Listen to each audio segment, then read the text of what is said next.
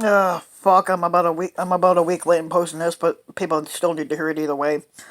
Excuse me. Fat ass 45's COVID-19 infection and subsequent hospital stay has elicited sudden and urgent interest in invoking the 25th Amendment, a provision that outlines procedures for succession should the fat ass become incapacitated or otherwise unable to fill the duties of the office. This amendment was added to the U.S. Constitution in '67 after John F. Kennedy was assassinated, and it spells out a few different ways that the authority can move from the fat ass to the vice president in terms of crisis. Section 3 stipulates procedures for the actual president, not a fat ass, or not a squatter anyway too, but for a president to voluntarily transfer his or her powers to the vice president and then reclaim them at a later date. This has typically occurred when a president is undergoing a medical procedure. For example, George W. Bush handed power over to Dick Cheney in 2002 and 2007 before going under anesthesia for a colonoscopy. Section 4, which has never been invoked, spells out how the vice president and a cabinet majority can initiate a power transfer without the fat ass's consent. If they attain a two-thirds majority vote in both chambers of Congress, such a step may be necessary if a president suddenly becomes unconscious or faces some other debilitating health emergency.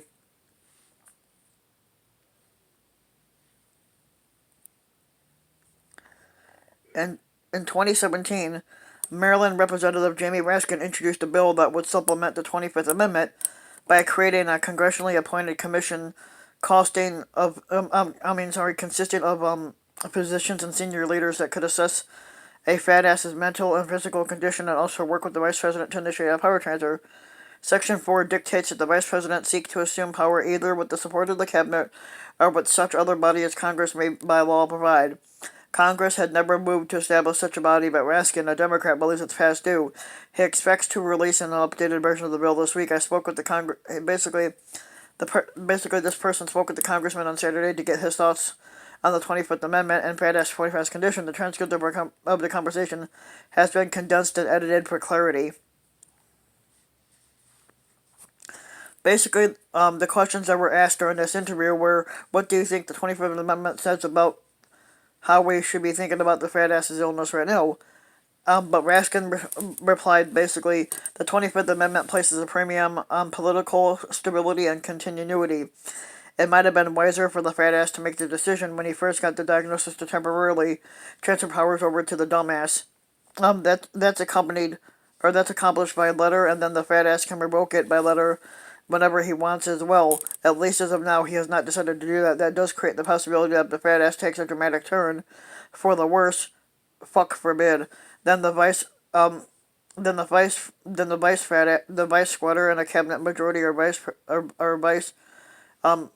the vice squatter and a congressional body appointed for these purposes would have to act. The standard is whether the fat ass can execute the powers and duties of office or not. Someone who has mild symptoms can execute the powers and duties of office, but someone who is on a ventilator obviously cannot. Judgment calls need to be made all along the spectrum.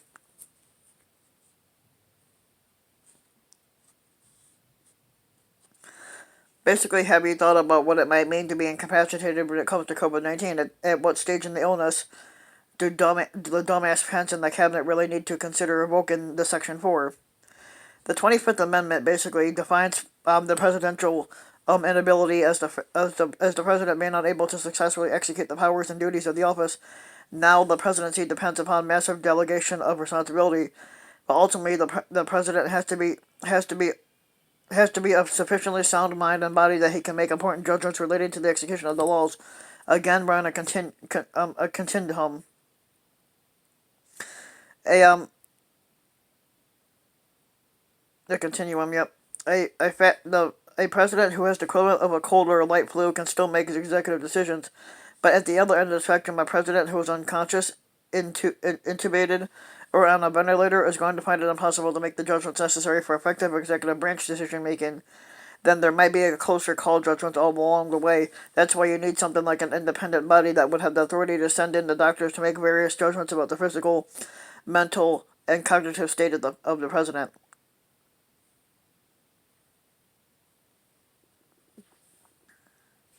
Are there any ambiguities in the 25th Amendment that could leave us unprepared to deal with the fat ass who has COVID-19?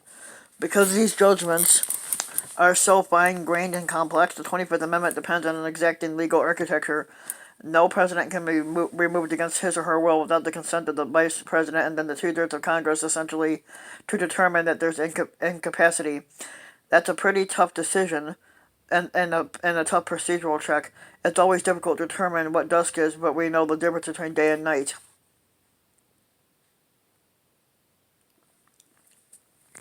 Basically, this person proposed creating a commission that could work with the vice president to invoke Section 4.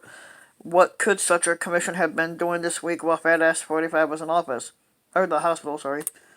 A reason to have such a body is that there would be medical authorities and wise government officials caucusing to make those decisions. You go back and look at what they call HR 1987, which was the version that was drafted in the Congress last, and you will find that the body would have the authority to conduct an exam of the fat ass stuff, and the body could request a complete physical checkup, for example. Why can't the cabinet just take care of this COVID-19 situation instead of the commission? The authors of the 25th Amendment wanted to make sure that all of the decision making did not rest exclusively in an executive branch.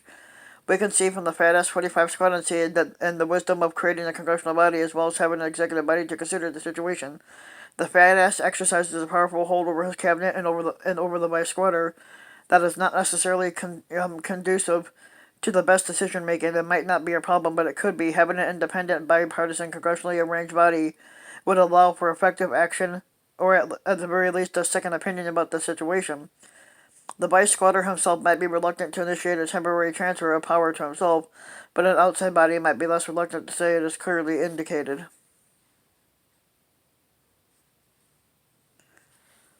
Has the coronavirus affected how you thinking about this bill as you're in the process of tweaking it, and how are you making sure that the bill isn't just reacting to the pandemic but also equipped to handle other sorts of crises that might occur in the future?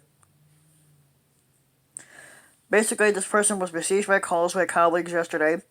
Friday, we need to bring back to bring your bill back. The main thing you want is to create sufficient flexibilities for the commission to act effectively, and while you also have the background constitutional and statutory checks to make sure that it's not being exploited for political reasons.